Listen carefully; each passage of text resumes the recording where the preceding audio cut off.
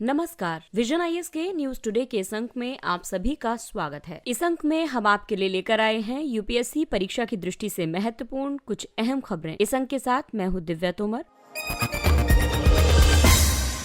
आइए सबसे पहले बात करते हैं इस अंक की हेडलाइंस के बारे में। केंद्रीय स्वास्थ्य मंत्रालय ने राष्ट्रीय परिवार स्वास्थ्य सर्वेक्षण द्वितीय चरण के निष्कर्ष जारी किए। मंत्रिमंडल ने atmosphere and climate research modelling observing systems and services योजना को जारी रखने की मंजूरी प्रदान की। भारत और संयुक्त राज्य अमेरिका समकारी शुल्क पर एक संक्रमणकालीन दृष्टिकोण पर सहमत हुए। नीति आयोग ने डिजिटल बैंकों पर परिचर्चा पत्र जारी किया। प्रधानमंत्री wifi access network interface PM वाणी को उपयोगी सिद्ध करने के लिए लाइट टच विनियमन लागू किया गया। और आइए अब खबरों पर विस्तार से चर्चा करते हैं।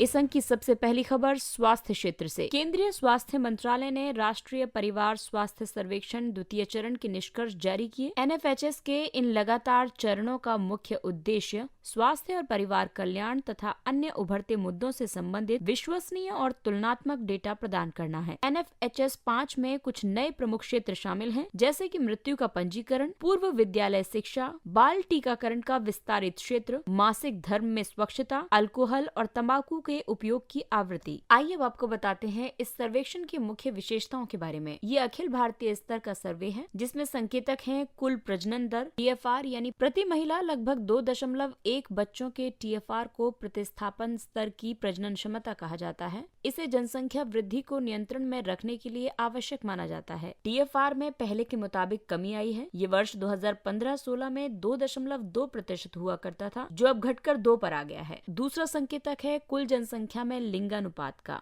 ये प्रति 1000 पुरुषों पर महिलाओं की संख्या को दर्शाता है। वहीं लिंगानुपात की बात करें तो लिंगानुपात में इजाफा हुआ है। वर्ष 2015-16 में ये 991 हुआ करता था और वर्ष 2019 से 21 के दौरान ये 1020 हो गया है। ये पहली बार है जब किसी भी एनएफएचएस या जनगणना में लिंगानुपात महिलाओं के पक्ष में झुका हुआ है। तीसरा संकेतक है नवजात मृत्यु दर। ये प्रति 1000 जीवित जन्मों में व्यक्ति जीवन के पहले 28 दिनों के दौरान सभी जीवित जन्मों में मृत्यु की संख्या है, जो कि 24.9 है। लेकिन एनएफएचएस 2015-16 के दौरान ये 29.5 थी। वहीं शिशु मृत्यु दर की बात करें तो ये जीवन के पहले 28 दिनों के दौरान सभी जीवित जन्मों में शिशुओं की मृत्यु की संख्या है। इसे प्रति 1000 जीवित जन्मों पर व्यक्त किया जाता है। ये 2015-16 में 40.7 थी और 2019 से 21 के दौरान ये 35.2 हो गई है। 5 वर्ष से कम आयु के बच्चों की मृत्यु दर की बात करें, ये किसी विशिष्ट वर्ष या अवधि में जन्म लिए बच्चे की 5 वर्ष की आयु तक पहुंचने से पहले मृत्यु की संभावना है, जो कि वर्ष 2015-16 में 49.7 थी और अब घटकर 41.9 हो गई है। वहीं 20 से 24 वर्ष की आयु की महिलाओं का विवाह 18 वर्ष की आयु से पहले हो गया है, जो कि पहले 26.8% हुआ करता था और अब घट करके 23.3% हो गया है। संस्थागत जन्म में बढ़ावा हुआ है। ये पहले 78.9% था, जो बढ़कर 88.6% हुआ है। वहीं 5 वर्ष से कम आयु के बच्चे जो कि ठिगनेपन से पीड़ित हैं, उनकी संख्या में कमी आई है। पहले ये 38.4% हुआ करता था, जो अब घटकर 35.5% हो गया है। इसके अलावा 5 वर्ष से कम आयु के बच्चे जो दुबलेपन से पीड़ित हैं, यानी कि लंबाई के अनुसार वजन का कम होना, ऐसे बच्चे 2015-16 में 21% हुआ करते थे, जो अब घटकर 19.3% रह गए हैं। वहीं 5 वर्ष से कम आयु के वे बच्चे जिनका वजन कम है, उनकी संख्या में भी कमी आई है। ये वर्ष 2015-16 में 35.8% हुआ करते थे, जो अब घटकर 32.1% हो गया है।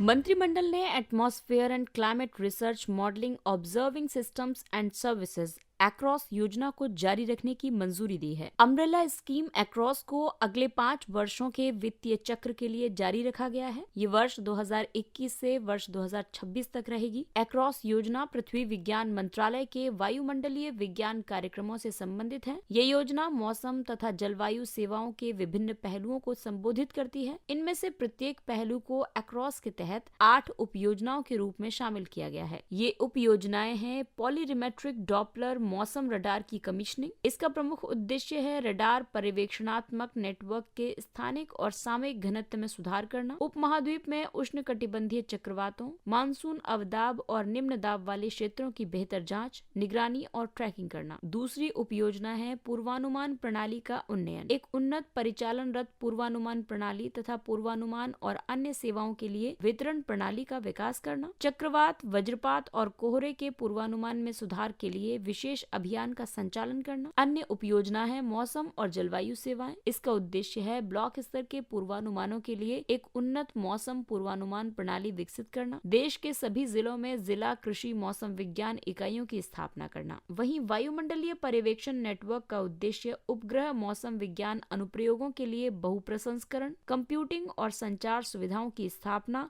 और रखरखाव करना है तथा मौसम और जलवायु की संख्यात्मक मॉडलिंग उपयोजना का उद्देश्य उपग्रहों या रडारों सहित सभी उपलब्ध प्लेटफॉर्म से डेटा का आकलन करना है। असेंबल और बहु मॉडल असेंबल तकनीकों का उपयोग करना है। साथ ही मॉनसून मिशन 3 के तहत राष्ट्रीय और अंतर्राष्ट्रीय दोनों स्तरों के शैक्षणिक और अनुसंधान एवं विकास संगठनों के बीच एक कार्यशील साझेदारी का निर्माण करना शामिल है। वहीं पूर्वानुमान संबंधी कौशल में सुधार के लिए एक अत्याधुनिक गतिशील प्रतिरूपण ढांचा स्थापित करना है। वहीं मॉनसून संवहन, मेघ और जलवायु परिवर्तन के तहत वैश्विक और क्षेत्रीय जलवायु परिवर्तनशीलता और परिवर्तन का प्रतिरूपण करना तथा ग्रीन हाउस गैसों की सांद्रता और प्रवाह की भूमि आधारित माप का संचालन करना है। वहीं हाई परफॉर्मेंस कंप्यूटिंग सिस्टम उपयोजना के तहत सुविधा प्रदान करना और पड़ोसी बिम्स्टेक देशों, इंडो अफ्रीका सेंटर और अन्य अफ्रीकी देशों को सहायता प्रदान करना है। साथ ही शैक्षणिक और अनुसंधान एवं विकास समुदाय के लिए अभिकलनात्मक यानी कंप्यूटेशनल संसाधन उपलब्ध कराना है।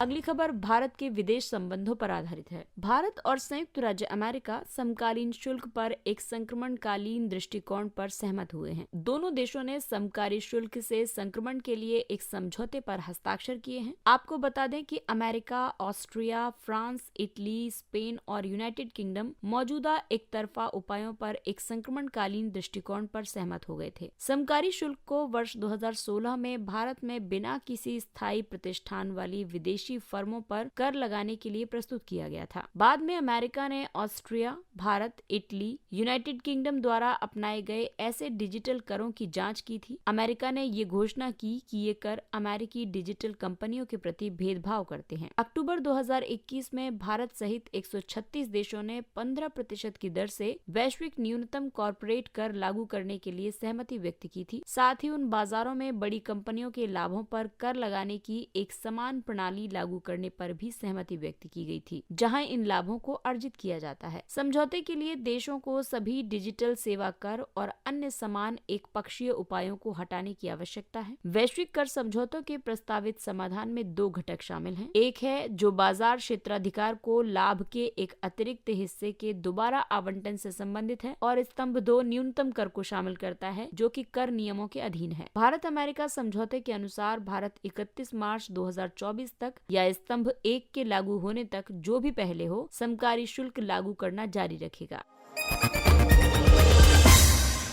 अगली खबर डिजिटल भारत से संबंधित है। नीति आयोग ने डिजिटल बैंकों पर परिचर्चा पत्र जारी किया है। ये परिचर्चा पत्र भारत के सूक्ष्म, लघु और मध्यम उद्यमों के लिए ऋण की पहुंच संबंधी चुनौती को रेखांकित करता है। साथ ही भारत के लिए एक डिजिटल बैंक लाइसेंसिंग और विनियामक व्यवस्था के लिए एक रोड मैप भी प्रदान करता है। एमएसएमई सकल घरेलू उत्पाद में लगभग 30%, विनिर्माण उत्पादन में लगभग 45% और निर्यात में 40% से अधिक का योगदान करते हैं। साथ ही ये आबादी के एक महत्वपूर्ण वर्ग के लिए रोजगार का सृजन भी करते हैं। डिजिटल बैंक बैंकिंग विनियमन अधिनियम 1949 में परिभाषित बैंक हैं। हालांकि डिजिटल बैंक अपनी सेवाएं प्रदान करने के लिए भौतिक रूप से कार्यशील शाखाओं की बजाय मुख्यतः इंटरनेट और अन्य संबंधित चैनलों पर निर्भर होंगे। डिजिटल बैंक संस्थाएं एक पारंपरिक बैंक की तरह जमा प्राप्त करेंगी और ऋण तथा अन्य सेवाएं प्रदान करेंगी। डिजिटल बैंक अन्य वाणिज्यिक बैंकों के समान विनियामक विवेक और तरलता संबंधी मानदंडों का पालन करेंगे। डिजिटल बैंक कई दृष्टि से महत्वपूर्ण है।